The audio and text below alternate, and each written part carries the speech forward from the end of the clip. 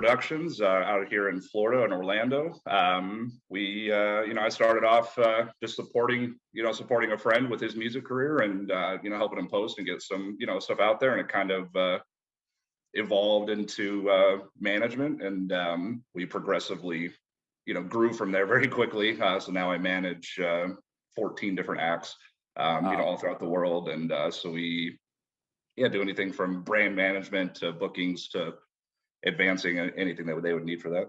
Awesome. Did you go to school for any of this, or did you, like you said, you just kind of fell into it, but did you have any prior college or anything? Yeah. So, I did, corporate business management and, corporate sales, industrial sales and stuff like that as well. So that's where a lot of my business background comes from.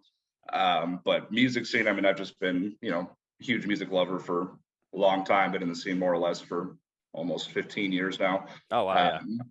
So started off really young, and it kind of had a passion for it. And, you always want to find out what your passion is and make money from it. Yeah, absolutely. So turn it into a business, and it ended up being pretty good at it. So here we are. Because you started at about Primal Productions, at least you started kind of in the middle of pandemic, 2020, correct? Yeah, it was slightly before that. It was I think we launched officially of February of 2020. Gotcha. So it was our first show that we ever had and booked and everything. That was one of the first shows that got canceled in Florida during the pandemic. Gotcha. What were you doing prior to developing the Primal Production brand and, Endless Summer Nights and all that kind of stuff? What were you doing career wise prior to this? I was doing high end commercial and construction sales for okay. For anything from marble to, semi-precious stones, sales directly, linked to that. Nice. What happened in your life that caused you to kind of take the leap in developing this and kind of leaving what you were doing, behind? Yeah. So, it was, like I said, I was always, really big into going to shows and music and festivals, and, family and friends was always, deep music history. And it was something I always, kind of wanted to do. And I saw that I couldn't grasp the concept of producing or DJing, but I love the music and I know that I was good at business. And so I, took a step back from any of the actual musicality of it, and did the business part because, a lot of artists can't grasp both of those concepts. It's a lot easier to separate, to make that creative process a lot easier if somebody else is handling, the boring stuff. Right. So when you did take that leap, what was there anything was it just something you wanted to do for a long time, or was there any life-changing or life-altering events that happened that caused you to take that leap of faith? Honestly, I think it was really COVID that really did that. Okay. I started doing it, and it was kind of as a hobby and having a little bit of fun with it, and just kind of, doing it for fun and see what could happen. And then really shortly after that, it was maybe a month and a half, we all got laid off. COVID happened. Everybody couldn't do anything. And I told myself right when that happened that I wasn't going to use COVID as an excuse to just sit around and do nothing, that This was my time to build as much as I can, as fast as I can. While the big corporations weren't able to do anything, that I would be able to push through and, build a brand very quickly. So I, scaled it and spent all my time in lockdown, just, building it and building the brands and making the connections and doing the support. Started if live streams was the thing back then. Yeah. So kind of just. I know a lot of, that's kind of how we were talking about Dubstep FBI. That's kind of how they got their start too, was just doing the live stream stuff. I feel like a lot of different companies really capitalized on the live stream thing, and gained traction. A lot of businesses. Even look at Proximity with Brownies and Lemonade. Dubstep FBI. I feel like all of you kind of, for an example, kind of started with the live stream thing, and then they're doing crazy things now. So it's been pretty cool to watch. Yeah, we actually did a live stream with them. Oh, did you? Nice. Yeah, we partnered with them and Hybrid Trap, and that was actually pretty successful. We actually did a fundraising campaign for Black Lives Matter and for NAACP Justice Fund, and we raised I think $4,000 because Spotify matched our donations, and nice. We did a couple more after that, and it progressed into the drive-ins, which is what started Endless Summer Nights. Oh, sweet. When you first started, because obviously Endless Summer Nights came after Primal, correct? You started Primal first. What was your original, like, what was your long-term vision for starting Primal? You said it was, you kind of started more as a hobby, but now it's developed obviously into way more than that. But what was the original kind of idea and the purpose and kind of vision that you saw with that when first starting it? Yeah, so I mean, like when when I first started Primal, it was I really kind of envisioned being separating myself away from a normal management company and Okay. providing as many services as possible to the artists, because it's my job to kind of showcase their talent and to Yeah. put them into the spotlight and to provide them opportunities. And I wanted just to have a really core strong team that we could develop and build their brands, but also still have a brand ourselves, Right. to where we could have merchandise and people would get that collective recognition from the Primal name, and then the people that were with us, would help grow them as well. Right. Right. What services do you provide through Primal that might be different than other management companies? Yeah, so I mean, a lot of with management companies, it's for the bookings and just kind of loose brand management, and we provide everything from building the websites for them to branding for their merchandising, graphics design. We do managements for those, and have a team with that through promotional services and playlisting and stuff like that. So it's kind of the normal stuff when it goes into there, but Right. being able to start Endless Summer Nights and Primal, but also throw events at the same time. So Yeah. it's Yeah. the promoting company, but being able to put them in the spotlight along with the headliners to make them successful events. So Right. we That's very interesting yeah, angle comparative to some other, like some management companies. It's like they're only like they focus on the, which is great. They do a great job at that. Only focus on the artists and stuff, but you're actually providing for your artists that you're managing a place to grow and a place to perform and a place to you're like you said, you're also throwing events. So I think that's a super smart business idea that kind of sets you apart from others. yeah. I mean, a lot of management companies you see out there, like you don't even, well, actually, ironically, you don't even see them. Right. They're very, very behind the scenes. They have a company, but you're not going to see a promoter pushed Right. out. And Right. I think with Primal and the way we've developed and built it, it's they hear Primal, they're going to know my artist. They might know me first before they know my artist, but it helps grow everybody else. Right. So it's become pretty popular. Yeah, I can tell it's, you guys are up to almost what, 3.5K on Instagram that I was looking at. It's only been Yep. what, a year, a year and a Yeah. half. Yep. So I mean, That's after pretty that, quick. we're pretty quick on that, and Endless Summer Nights. We didn't even have an Endless Summer Nights page when we threw our first event. You Like I got, didn't even have a name for the event until I was like gonna the day say, I heard before. in the previous interview that I listened to that you guys like didn't even have a name until like 2 days before you guys threw your first event. Yeah, like it was very quick. I mean, you can kind of, we didn't have a logo, we didn't have an Instagram page, we didn't have a Facebook. Everything was ran through Primal. And I think we didn't anticipate the rabidness of the people during that time, because we Yeah, announced it and it was like we sold it out in almost 10 days. It was that's the only thing quick. happening in Florida. It was 2 days. It was anyway from virtual rides, champagne drip, and it was I learned a lot very quickly, because it was like from the inception of the idea to day of show, it was like 40 days. It was like Yeah, 42 days from the day of show, and it was a lot to learn very quickly, going from live streams to full scale drive-in events with right, international headliners. right. Yeah, who was the biggest person that you had play for your live stream? Because that was a pretty big jump. Yeah, I mean, it was all locals, Yeah. regional support acts. I think our biggest ones were like, Suspect and J6 and, Okay. Yeah. some stuff like that. It wasn't anything, no headliners, it Yeah. was, and that's how those summer nights started. I mean, the idea was that, we would just have, some regional support acts on there. Don't make it too big, just provide some sort of, outlet. Right. And, approached a friend about it, and he was like, well, do you want to make this like A big? thing. And I was like, oh, Yeah. yep, okay, sure, let's go. And I don't think I was prepared at that time to how quickly that just became such a brand. It was it Right. was it was pretty insane. So take me back to that first Endless Summer Nights show. Like, obviously that was your, or Endless Summer Nights, the first drive-in that you guys did. You said you had 40 days that you had to put that one together. Yeah, I mean, from when I was originally approached, when I went to Ace Cafe and I was like, man, this would be really cool. My friend was like, maybe you should do a drive-in. That's what people are kind of doing, other parts Right. of the country. And I was like, yeah, I'll talk to some friends. And talked to J6, and he introduced me to, this person introduced me to that person. And, from there to, we launched the show like 10 days later. Wow. Put all of it together, found the production, found the talent, got them booked, got the contracts. How did you book and go through all that? I feel like that normally takes way longer than that amount of time to get contracts and artists booked like that. I mean, obviously during that time, people are hungry to perform. The artists were hungry to perform. People are hungry to go back out again finally. What month did this happen?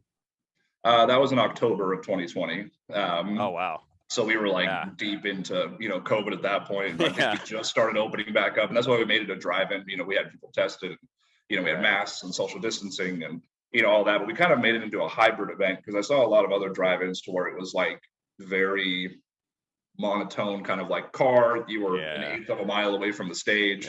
It wasn't enjoyable. So I limited, the size that it was going to be at, and then made it really close to the stage. We also had pods to the side, little tents. Okay. Storm kind of made that fun, but we also had like a little VIP area, which was like a little upper viewing deck from the actual venue that we had like social distancing at, and in place from there. But we wanted to make it a little bit different. And I think people really enjoyed that setting compared to being eighth of a mile. We can't even see the artist board; it's just a TV screen. Right.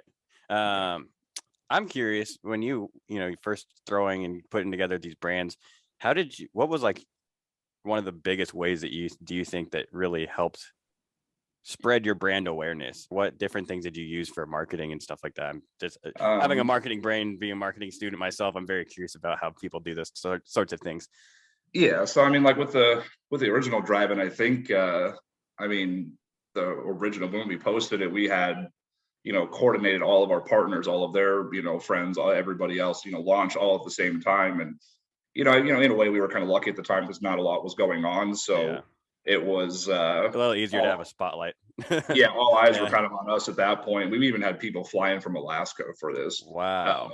There was 12 people that came in from Alaska, and like they told me, they're like, "Oh, we're coming from Alaska. We really, need to know what we are prepared for when we get out there." How'd they fly during that time? They flew. I don't know. I mean, it was still open. I mean, Orlando was always kind of open compared to everywhere else. True. But yeah, I mean, they told me that, and I just instantly gave them VIP. I was like, you guys are coming from Alaska, like, like, you're cool, man. I'll come meet you guys. Like, this is great. Cool. I think, with the customer service and just the really grassroots style operations that we have, that's really what we kind of try to, use to separate ourselves, is being that kind of friend, kind of promoter in a sense, and not just like a corporate, conglomerate that, there's a difference. There's a big difference, like between like an Insomniac and like just your local promoter, and not saying that you guys are much more further along than a local promoter, but you know what I mean? Like that local promoter feel versus like working directly with Live Nation and just being that corporate style.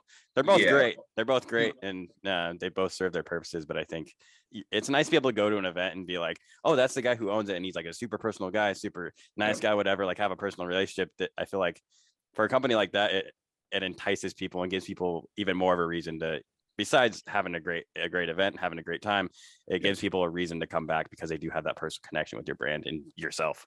Exactly. Yeah. And that's why, really try to reach is that attainability and reachability. I try to respond to everybody that messages me and, as quickly as I can. And, on a personal level that you wouldn't get, you get that personal kind of service and that grassroots, like mom and pop kind of shop. But still bringing quality production, quality artists, quality events that you would expect from, Insomniac or Disco Donnie or, whoever else that would come through, and, putting that in the forefront to where it's really the experience and the production. And, it's really about the music and having a good time. Do you guys outsource your production or do you guys do it all in-house? I outsource a lot of it. It's just, especially because we do a lot of national shows and we kind of go from spot to spot, that it'd be transportation costs are pretty crazy. But yeah, no, we have companies in Texas and Florida, North Carolina, Indiana. We have good partnerships with that that provide pretty much all of our production and sound, and I help with the stage design and put it together with them and the ideas that I have and what we want with it. And we've never skimped on production. We've always put more than we probably needed, but from what I've seen, you guys have always knocked it out of the park from what I've seen. So appreciate it. Yeah, I mean, we could always save some money and not do do the bare minimum, but I know just as me as a fan, like you don't want that. I want to see, and like I know what I want to hear and like the quality of it. And if I showed up to an event with minimal production, like I would be upset. So Yeah, I'd be pretty disappointed as well. I agree. yeah, How many have you done now? shows. I mean, directly involved with, we've done at least 14 events, just Oh, solo that's right. from Okay, yeah. us. And then I do talent buying and co-pros and stuff with other companies. So I mean, we're pushing a few dozen now. What from the early, like from that first Endless Summer Nights drive-in show, what were some of the key things that you learned that you now put into practice for what you do, you know, the 14 shows later? What were some of the early things that you had to kind of grasp that you didn't really know about starting out? Yeah, I mean, it's kind of hard to look back at those times where it's Yeah. I don't know, like I was kind of naive at that point to like the amount of work that goes into it, and just you know, I would say you know, just getting the production and getting everything fully organized as early as possible, Yeah. so that you're not rushing and that you kind of know any twists and turns that are coming. The marketing aspect of it and being Yeah. able to, you know, you can't just put a massive headliner up and people are just going to show up. Like, you know, really kind of turning it into a system where everybody is kind of accountable and having that consistent pattern every time you're doing the show. Right. Has helped tremendously, because you know the first time we were kind of just like fly by the seat of our pants and you know just going off of what I would like to see at a show and making it happen. So I guess it's kind of turned pretty quickly into being a well-oiled machine compared to what it was. Yeah. Yeah. How much time do you put into, I mean, obviously a lot more than 40 days, but how Yeah. much time do you think it normally takes you guys now to like from start to finish putting a show together? I mean, if it's a small club show, you know, like under 1,000 cap or under, you know, depending on what it is, I mean, I could put a show together as long as they're available, like within a couple of days now. Right. But I try to get the show booked and ready and like prepped, you know, 3 to 6 months ahead of time. Oh, wow. Okay. Yeah. You That's a know, lot more time than 40 days. yeah. So I mean, that's, you know, just the general from like inception of idea and like what venue we're going to be at to like Right. booking the artists and like being able to roll out promo correctly. You know, we try to get in that 3 to 6 month mark. If it's a really large scale show or a festival, you know, a few thousand and up, I mean, you're talking a year. Yeah.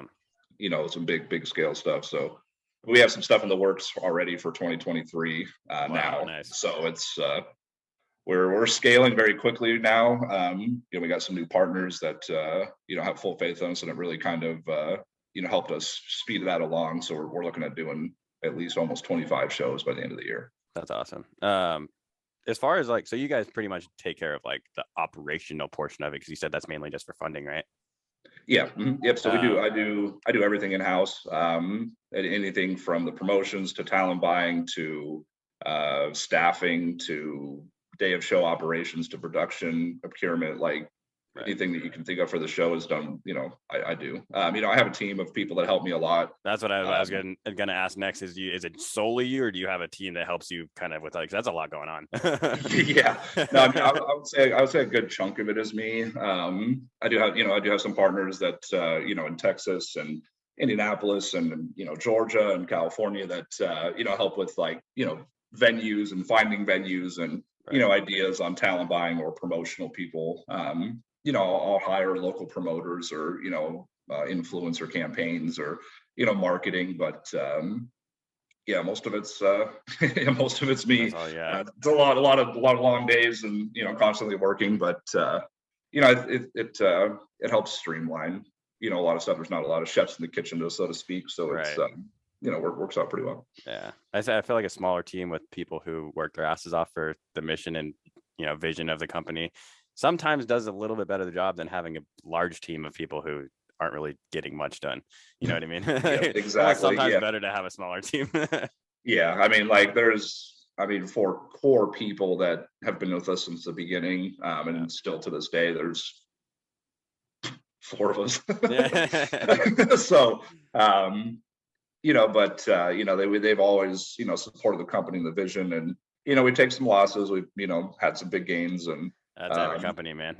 yeah, everyone. I mean, yeah, for the most part, I mean, for all of our events, I mean, we've only lost on 3. Out of the amount of shows that you've done, that's a pretty good average. Yeah, It's a high batting so, average. yeah. So, we take pride in that. We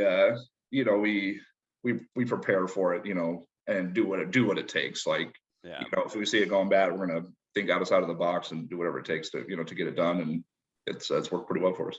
You were saying how like now you have some partners that help you with like bookings and stuff like that. Early on, how did you figure all that out? Like, how did that momentum? Because like some of the artists you've had, like you have to almost be in the industry. You have to have the connections to their management, yada yada yada. How did you go about navigating that early on?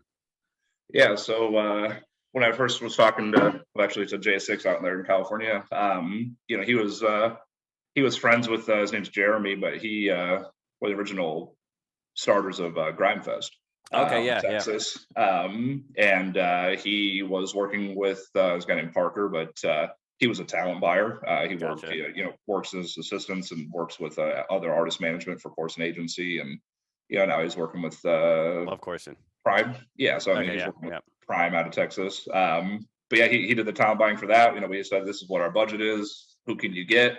And hey, can That's a we smart get a idea. little wish list? Can we get this and this? And he was Right. like, no, but I can get this. And then we're like, okay, great. And so he helped us with that, and helped us with the second one, and then the relationship's kind of built from there. And just connections with networking is key. I mean, in this Absolutely. industry, everything is network. I mean, it's Yep. all handshakes and favors and Yeah.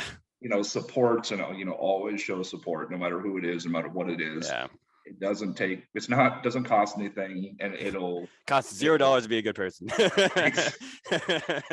Exactly. So that we really kind of, that's what we've always built a company off of, was just supporting others. And even, it doesn't matter how big you are, it doesn't matter how small you are. It's if you have 100 followers or you're nobody, always giving that opportunity to provide value, no matter what it is, whether it's mental support up to financial, to certain services, or whatever it is that we really strive to provide as much support as possible. And that's really I think the name of the game is just like teamwork makes the dream work. Like you have to be supportive, and when you give out support, especially when you give out support to other people or other companies or whatever, you're just like, hey, I really like what you're doing. Like usually, especially in the EDM community, in the EDM industry, I feel like a lot of people, when you just give without expecting anything in return, a lot of times it circles back to you, and the favors that you give out or the support that you give out comes back tenfold. You know what I mean? Yeah, exactly. I mean, that's some of the best partners I still work with today. It's exactly how it started. We have like Uju, goes by Uju. It's a Solace family out of Indianapolis. Just commented and DM'd us, hey, we really like what you're doing with the drive-ins out there. We'd love to work together, always supporting and, providing that value. And then we ended up doing a show with them. We did Zeke Beats Recno out there, and that was another sold out event out there. And it was, we still work with them to today. We still are really close with them, and it really does prove, that point. Right. Since, starting all these companies and starting Primal, starting the event companies, Endless Summer Nights, getting really plugged into, talent buying, stuff like that. What has been like the most valuable thing that you've learned that you think that people who might want to work in the back end, maybe running a promotion company or running a management team, should know? And what are some of the things that you've learned along your own journey? Yeah. So, I mean, the trust part of, people really kind of entrusting you with your passion and like what they really want to make it throughout the world, and their entire dream and what they really want to make, that you are responsible for that, and that you should put as much of your own passion behind supporting them, to really that you have their kind of their world and their dreams in your hand, and to be able to accept responsibility for that, and do whatever it takes to make that happen for them. The hurdle is, a lot of the, kind of what we discussed earlier was, paperwork, taxes, correct record keeping. Like that's going to be, that's a huge part of it that no one looks at. Yeah. I mean, if you want that to be successful and you want it to have that streamline of information, like you have to have it organized in a sense to whatever works for you. It doesn't have to be like cookie cutter Excel, like as long as like how it's organized, how it's put together, and that you can keep that information, consistent. That's going to be, the biggest things. Get your LLCs, do your taxes correctly. That's going to be a huge thing. Like, do your research on it. Read books like this one. All you need to know about music. That's on my reading list. It's valuable information when it comes to that. And especially in the EDM community, like, never be afraid to ask somebody for help or support. You'd be pleasantly surprised, no matter who it is, how willing they are to help you.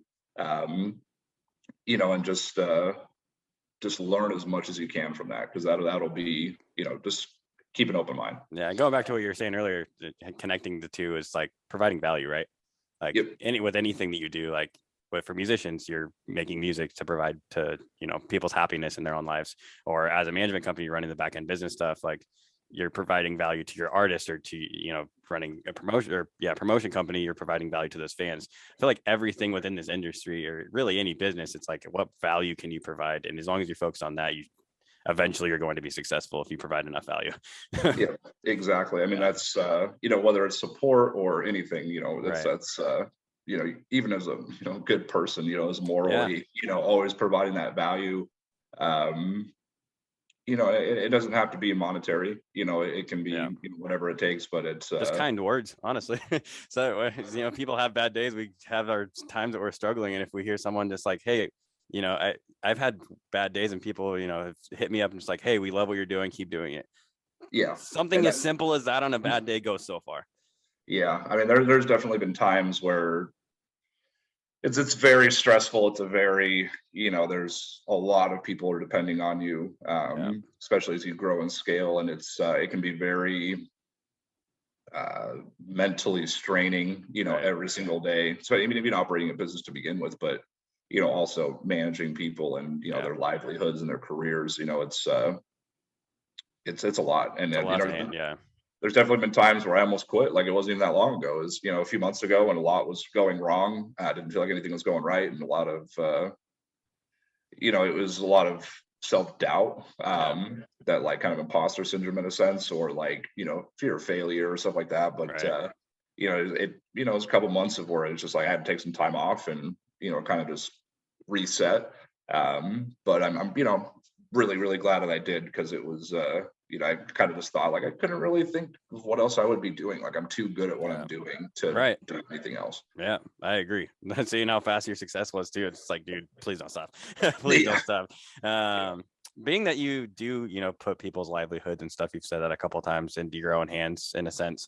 What originally kind of gave you that confidence of, like, believing in yourself and believing that you could take on that responsibility? Yeah, I mean, some of it was just from, previous, employment, other jobs that I had, going along, and knowing that I provided, back to providing the value to somebody else, and, making it correct. And, it was, I don't know, I've always been kind of a, confident person, that I knew that I was doing well, and that's going to be a strong point that you need to have in being that rock as a manager. Of having that kind of calm sensibility that things are going to work out. But kind of, I don't know, just you can see the progress and confidence in the artists and to the people that you're helping, just by what you're doing. And that really kind of builds the confidence. And I don't know, it's just seeing little baby steps, celebrating the baby steps, I guess. It slowly builds up the confidence over time.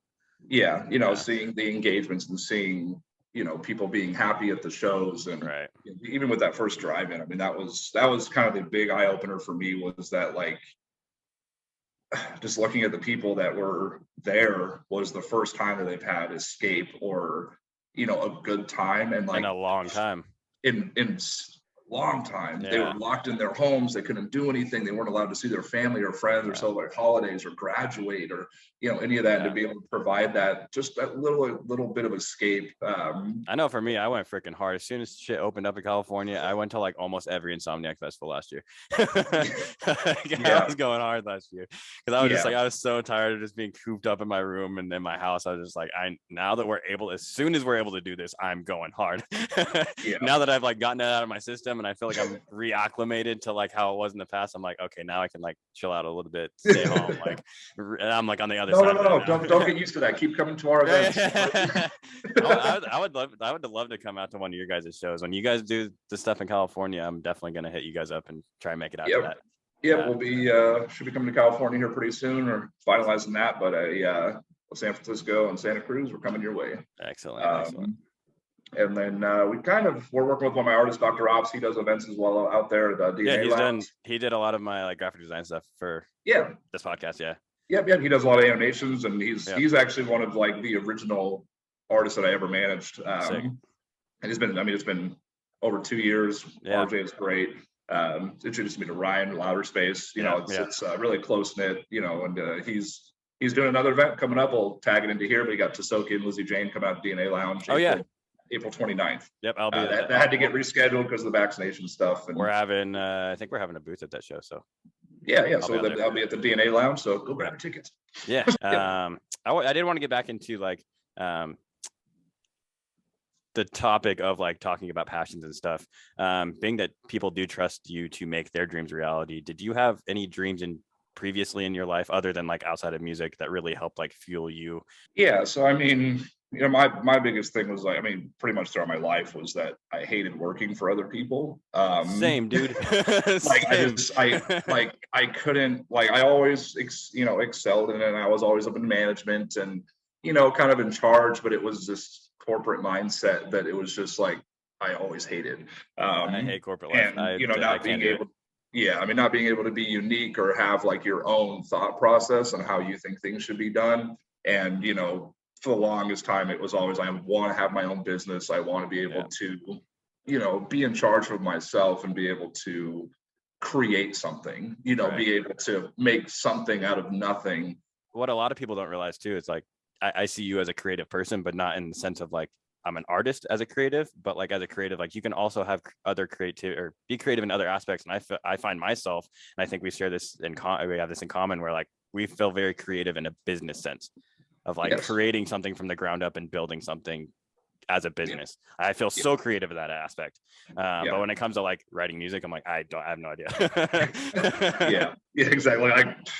I couldn't even keep a beat when it comes to that, which is ironic. But when it comes with art and, branding and, business creative, I definitely agree on that. I'm always, thinking of ideas on how to make it work. And, I don't know, I just love doing that.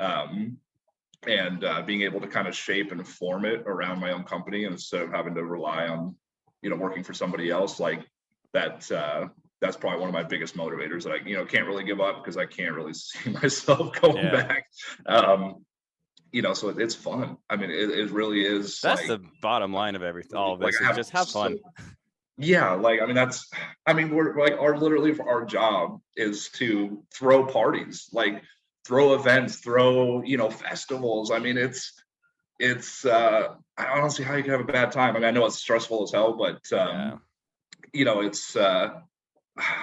know. It's so rewarding. Like better through that stress, it's also very rewarding because there is a fun at the end of all the stressful situations. Like all the stressful situations add up to have like that one big festival or that one big show, and that's when the fun and the reward comes. And I feel like it's just like that constant cycle of like grind, stress, reward, but it's like it just makes it so worth it. Yeah. It's hard to grasp that kind of feeling that you get towards like I did that. Like everything was put together right. Our team did that. Like everybody feels empowered. It was it's always a great sense to be able to provide that have joy, happiness to everybody else. And sense of accomplishment. How have you managed something that I found interesting too? Going into this interview is like you mentioned learning the difference between your allies and your competition, right? So Yes.